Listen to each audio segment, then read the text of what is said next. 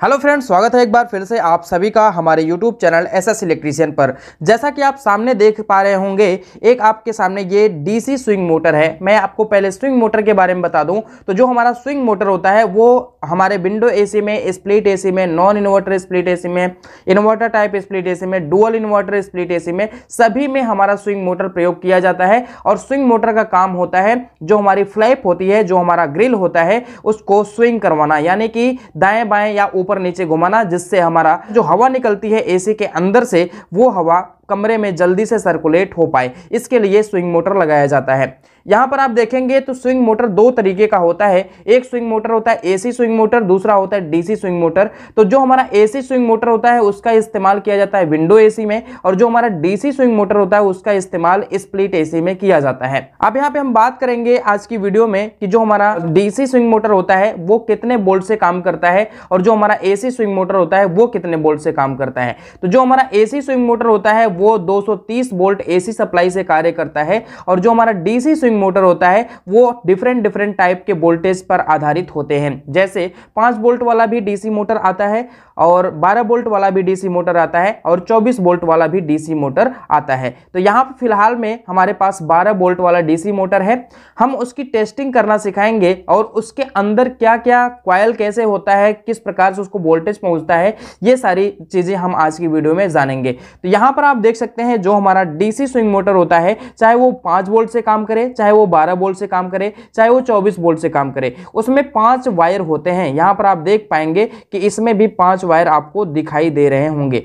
अब ये जो 5 वायर होते हैं, इन पांचों वायरों में एक कॉमन वायर होता है। हम डायग्राम के थ्रू आपको समझाना चाहेंगे। तो यहाँ पर देखिएगा, ये हमने एक स्विंग मोटर बनाया हुआ है, ये इसके अंदर का स्ट्रक्चर है। इस अंदर के स्ट्रक्चर को थोड़ा सा आप समझेंगे तो यहाँ पर देखिएगा, इसके अंदर 4 कॉइल होती हैं। एक कॉइल ये है, दूसरा कॉइल ये है, तीसरा कॉइल ये है, चौथा कॉइल ये है, या फिर सीक्वेंस में उल्टा भी हो सकता है। एक कॉइल ये है, दूसरा कॉइल ये है, तीसरा कॉइल ये है, चौथा कॉइल, इस तरह से भी आप बोल सकते हैं। और यहाँ पर बीच वाले पॉइंट से एक वायर डायरेक्ट आकर के यहाँ पे लगा हुआ है। तो यहाँ पर जो रेड कलर का वायर आपको दिख रहा होगा, ये रेड कलर का वायर कॉमन वायर कहा जाता है। यानी कि ये जो कॉमन वाला वायर है, इसी पे मेन सप्लाई दी जाती है। यानी कि अगर 5 वोल्ट से काम कर रहा है तो 5 वोल्ट की सप्लाई इस पे जाएगी, अगर 12 वोल्ट से काम कर रहा है तो 12 वोल्ट की सप्लाई जाएगी, अगर 24 वोल्ट से काम कर रहा है तो 24 वोल्ट की सप्लाई जाएगी। यानी कि पॉजिटिव सप्लाई जो होती है वो इसी पॉइंट्स पर जाती है। यहाँ पे पॉजिटिव सप्लाई जाती है, चाहे वो जितने वोल्ट से काम करे उतना वोल्ट इसको मिलता है। बाकी के जो सभी वायर दिख रहे हैं, 1 वायर, 2 वायर, 3 वायर, 4 वायर, 4 जो अन्य वायर होते हैं, इस पे माइनस की सप्लाई भेजी जाती है। यानी कि ग्राउंड की सप्लाई, समझ लीजिए 0 की सप्लाई भेजी जाती है, तब जाकर के ये यहाँ पे पोटेंशियल डिफरेंस जनरेट होता है, जिसकी वजह से 5 volt, 12 volt, 24 volt DC supply activate हो पाती है। अब यहाँ पे मान लीजिए कि हमारा जो स्विंग मोटर होता है, जब आप एसी में देखे होंगे तो उसका फ्लैप जो होता है एक बार ऊपर की तरफ जाता है, फिर उसके बाद नीचे की तरफ जाता है, फिर ऊपर की तरफ, फिर नीचे की तरफ, ऐसा कुछ होता है। तो इस कंडीशन में इस स्विंग मोटर को चलाने के लिए एमसीयू और बाइपोलर आईसी का इस्तेमाल किया जाता है। तो एसी सर्किट में एमसीयू और उसके बाद बाइपोलर आईसी का इस्तेमाल किया जाता है। एमसीयू के द्वारा बाइपोलर आईसी को कंट्रोल किया जाता है, और बाइपोलर आईसी के द्वारा इस मोटर को कंट्रोल किया जाता है। अब ये जो हमारी बाइपोलर आईसी होती है, कैसे इसको सप्लाई भेजती है, तो यहाँ पर जो पॉजिटिव वोल्टेज है, पॉजिटिव वोल्टेज को भेज दिया जाता है पहले ही। और बाकी जब आपको स्विंग मोटर को चलाना होगा, स्विंग मोटर का आप कमांड देंगे रिमोट के द्वारा, तो उस कंडीशंस में क्या होता है, जो हमारी बाइपोलर आईसी होती है, या फिर कह लें एमसीयू और बाइपोलर आईसी मिल करके क्या करती हैं, इसके किसी एक लेग पे और दूसरी लेग पे सप्लाई भेज देती हैं माइनस की, मतलब निगेटिव सप्लाई। जैसे हम मान लेते हैं कि यहाँ पे L1 है, यहाँ पे L2 है, यहाँ पे L3 है, और यहाँ पे L4 है। ये चारों कॉइलों का नाम हम रख लेते हैं। तो जो हमारी आईसी होती है वो सप्लाई भेजती है L1 पे और L3 पे। जब L1 और L3 पे सप्लाई भेजेगी तो जो हमारा मोटर होगा वो एक डायरेक्शन में घूम जाएगा। इसमें मैग्नेटिक फील्ड जनरेट होता है सप्लाई भेजने के बाद, और मैग्नेटिक फील्ड के थ्रू हमारा जो मोटर होता है एक डायरेक्शन में घूम जाता है। अब इसके बाद एक डायरेक्शन में घूम जाने के बाद इसको दूसरी डायरेक्शन में घुमाना होता है, और जब दूसरी डायरेक्शन में घुमाना होता है तो जो हमारी आईसी होती है वो L1 और L3 से सप्लाई को हटा करके L2 और L4 पे भेजती है, जिसकी वजह से जो मोटर का डायरेक्शन होता है वो अपोजिट साइड में होने लगता है। तो इस प्रकार से जो हमारा बाइपोलर आईसी और एमसीयू होता है वो इस मोटर को माइनस की सप्लाई भेजने का काम करता है, जिसकी वजह से जो हमारा मोटर होता है ये दोनों डायरेक्शन में चलने में सक्षम हो पाता है। अब यहाँ पे हम इसकी टेस्टिंग के बारे में सिखाएंगे आपको कि इसको टेस्ट कैसे किया जाएगा। अगर मान लीजिए किसी भी एसी में ये मोटर नहीं चल रहा है तो सबसे पहले इसकी कॉइलों को चेक किया जाता है कि ये मोटर आखिरकार सही है या खराब हो गया है। अब इसकी कॉइलों को चेक करने के लिए सबसे पहले हम आपको थ्योरी के बेस पे बता देते हैं, उसके बाद हम प्रैक्टिकल भी आपको दिखा देंगे। तो यहाँ पर देखिए थ्योरी ये कहती है कि अगर हम इसके रेड वाले कलर पे मल्टीमीटर की कोई प्रोब रखेंगे तो यहाँ पर आप देख सकते हैं, तो यहाँ पर देखिएगा ये जो वायर है एकदम बिल्कुल किनारे में, ये वायर कॉमन वायर होता है। अब कैसे पता चलेगा कॉमन वायर यही है? तो इस वायर से अगर आप किसी भी कॉइल का रेजिस्टेंस चेक करना चाहेंगे तो लगभग सेम आपको रीडिंग मिलेगा। क्यों मिलेगा? क्योंकि जब आप इस पे एक मल्टीमीटर की कोई प्रोब रखेंगे, उसके बाद अगर इस वायर को चेक करते हैं तो उस कंडीशन में केवल इस कॉइल का रेजिस्टेंस आपको मिल पाएगा। उसके बाद जब आप इसको चेक करेंगे तो आपको इस कॉइल का रेजिस्टेंस मिल पाएगा। अगर आप इसको चेक करते हैं तो आपको इस कॉइल का रेजिस्टेंस मिल पाएगा। अगर आप इसको चेक करते हैं तो आपको इस कॉइल का रेजिस्टेंस मिल पाएगा। यानी कि जब आप यहाँ पे चेक करेंगे तो लगभग बराबर रीडिंग आएगी। हाँ, 2 4 10 अंक अगर इधर उधर हो जाता है तो भी कोई बात इसमें नहीं है। हाँ, अगर मान लीजिए कोई कॉइल ओपन हो गया होगा तो उस दशा में उस कॉइल से संबंधित वायर पर कोई भी मान नहीं आएगा, जिससे हमारा मोटर बिल्कुल खराब माना जाएगा। उस मोटर को आप चेंज कर दीजिए। और अगर मान लीजिए किसी पे बीप की आवाज आ गई तो भी हमारा मोटर खराब माना जाएगा, क्योंकि कॉइल का रेजिस्टेंस अगर काम नहीं करेगा इसका मतलब कॉइल शॉर्ट हो चुका है, इस वजह से उस पे शॉर्टिंग बताएगा। अब यहाँ पे आपको ध्यान देना है, अगर आप मल्टीमीटर की प्रोब यहाँ पे रखते हैं और उसके बाद बारी बारी से सबको चेक करते हैं, सबका रेजिस्टेंस चेक करते हैं, तो सब पे लगभग सेम रीडिंग बताएगा, क्योंकि आप यहाँ पर समझ चुके हैं कि एक एक कॉइल का रेजिस्टेंस सभी पिनों पर बताएगा। अब यहाँ पर मान लीजिए कि अगर आप मल्टीमीटर की प्रोब गलती से इस साइड में रख दिए और बाकी सबको चेक कर रहे हैं तो उस दशा में क्या होगा, ध्यान दीजिएगा। यहाँ पे अगर आप यहाँ पे रख देते हैं उसके बाद इसको चेक करते हैं तो उस कंडीशन में होगा क्या, यहाँ पे देखिएगा ये वाला वायर कहाँ गया हुआ है, तो इस कॉइल के पास गया हुआ है।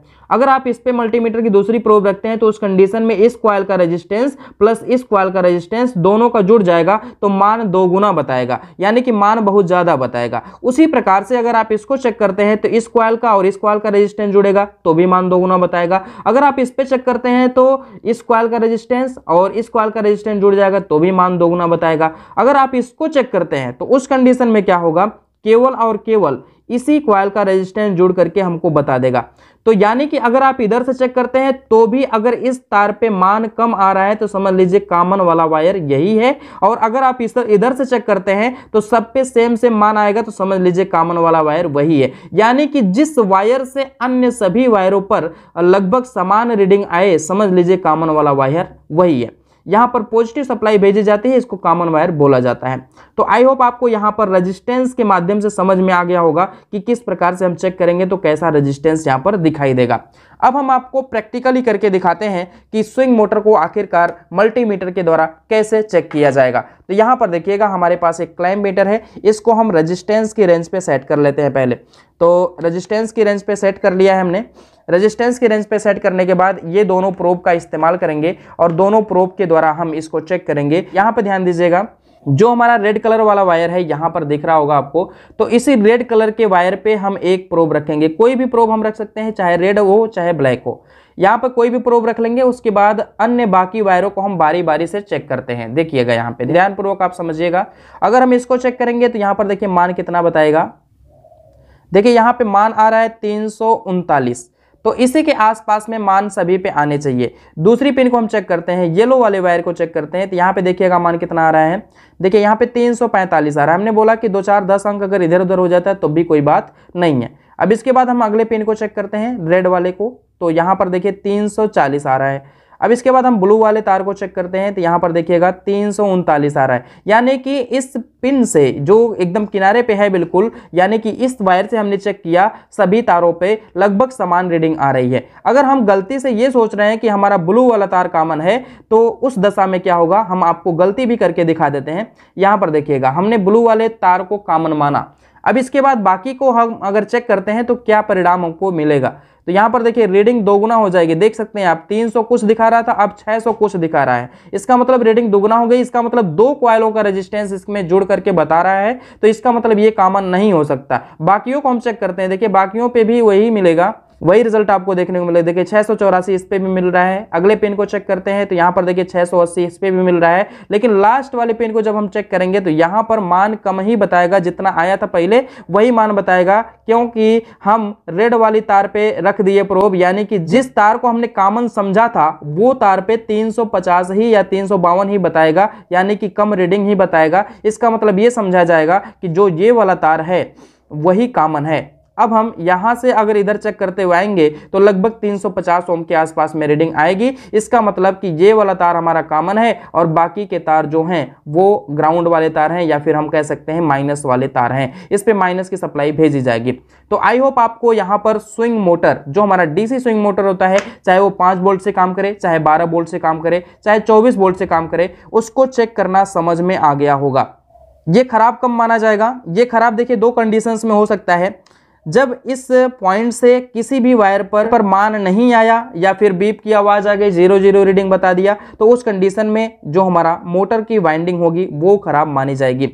अगर मान लीजिए कि सभी पिनों पर बारी बारी से रीडिंग आ रही है, सभी पे लगभग समान रीडिंग आ रही है, उसके बाद भी अगर मोटर नहीं चल रहा है तो हो सकता है पीसीबी खराब हो, या फिर हो सकता है ये मोटर जाम हो गया हो। ऐसी कंडीशंस में आप इस मोटर के स्थान पे दूसरा मोटर पीसीबी में लगा के चेक कर लीजिए। अगर दूसरा मोटर भी नहीं चल रहा है तो पीसीबी की गड़बड़ी है। अगर मान लीजिए वो मोटर चल जा रहा है तो समझ लीजिए कि ये पहले वाला मोटर जो आपका था वो खराब हो चुका है। तो आई होप आपको यहाँ पर डीसी स्विंग मोटर के बारे में पूरी जानकारी मिल गई होगी। थोड़ा सा हम पीछे इसके स्पेसिफिकेशन को पढ़ें तो यहाँ पर देख सकते हैं 12 वोल्ट डीसी लिखा हुआ है और 350 ओम का रेजिस्टेंस लिखा हुआ है, यानी कि इसको जब हम चेक करेंगे कॉमन वाले वायर से तो हर एक कॉइल का रेजिस्टेंस लगभग 350 ओम के आसपास में आने वाला है। तो आई होप आपको डीसी स्विंग मोटर के बारे में पूरी जानकारी मिल गई होगी। इसके इंटरनल कनेक्शन के बारे में, इसकी वाइंडिंग के बारे में, इसके कॉमन वायर के बारे में, इसकी वर्किंग के बारे में और इसकी टेस्टिंग के बारे में। तो अगर आप ऐसे ही वीडियो देखना पसंद करते हैं तो हमारे चैनल को सब्सक्राइब जरूर कर लीजिए।